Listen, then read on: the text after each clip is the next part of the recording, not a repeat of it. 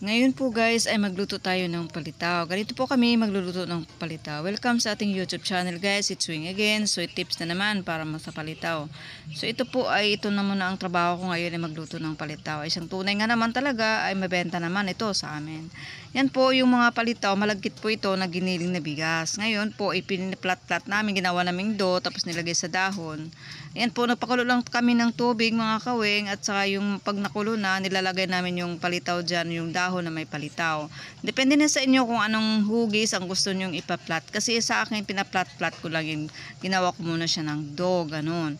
Then pagkatapos guys, pag natanggal na sa dahon, maganda kasi pag nilalagay sa dahon para madali siyang mahawakan kaysa sa cellophane. So ayan po guys, pagka lumitaw na, ayan, luto na po yung ating palitaw. Kaya nga tinatawag itong palitaw kasi pag nalubog, hindi pa luto. Pag lumitaw na siya, ayan, palitaw na yan. Tapos luto na siya. Ganun na, lulubog, lilitaw, parang ganun. So, ayan po guys, sasalain natin kasi medyo mainit ito. Ilalagay natin sa normal na tubig para lumamig po siya at tumigil po yung kanyang pagluto po para hindi po siya sobrang ma-overcook. Ganun. So, ayan lang po guys, hanguin lang natin. Tapos, ayan, yung isa pa, tanggalin pa natin sa, salain lang muna natin yung mga lumitaw na palitaw, ganun, no. So maganda din kasi yung palitaw kasi simplihan lang at saka madali lang yung anong gawin, no. So ayan po guys, sasalain na naman natin. Pag nilagay natin sa malamig na tubig, sasalain na naman natin ulit, ganun. Tapos para yung tubig mawala po. Yan po kasi make sure lang talaga na walang tubig po na masali. So yan guys, babalik na naman natin ito sa dahon. So yan. Pwede namang sa plastic cellophane guys, pero medyo mas mas madali kasi sa amin pag dahon ang gamit namin, no.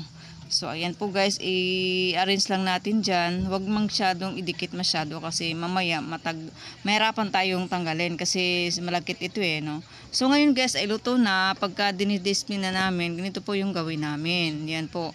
At yan, nilalagyan ng niyog. Kinayod na presko ng niyog mga kaweng. So ayan po no.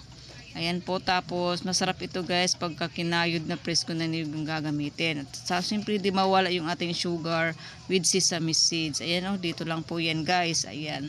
At saka ito naman ay yung mga umorder lang ng dito lang sa mga kapit-kapit bahay, gano'n. So ganyan lang po ang ayos namin. Hindi na namin babalot kasi malapit lang naman. Ihatid ko na lang din sa namin, sa kabilang bahay, pang gano'n, no.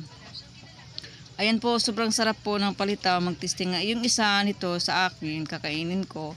Then yung isa, yung sa sa kapitbahay namin. Yun po, ganun lang po. Tapos, isasawsaw natin yung ating palitaw. Ayan.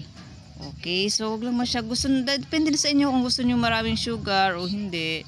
Nasa sa inyo na po. Ayan, kain muna tayo. Ang binta ko nito is 5 pesos lang. Napakamura po. Ayan po, salamat.